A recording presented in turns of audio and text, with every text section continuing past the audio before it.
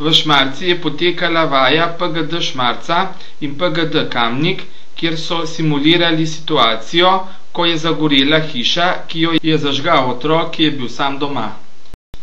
In kakšen je bil namen vaje?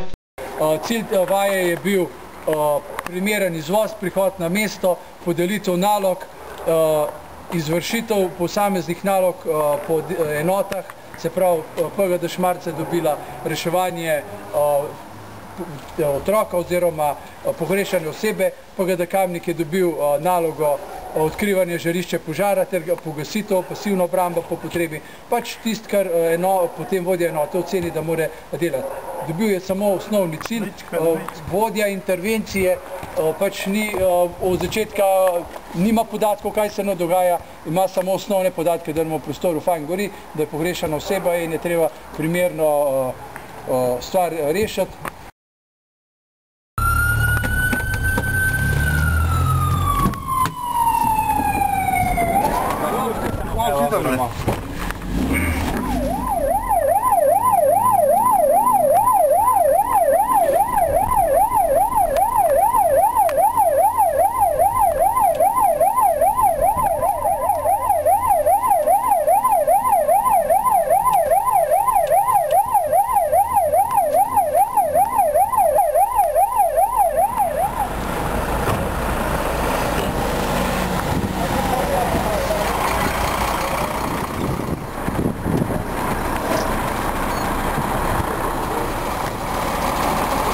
Rešujete otroka, smotrimo napada, vodja enote.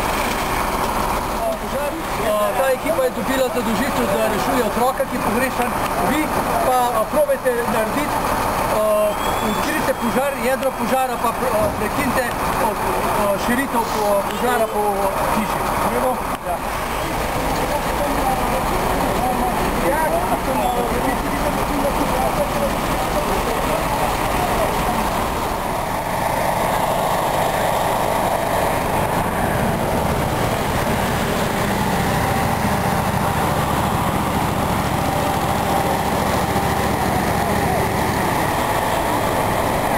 Bolje začela goreti.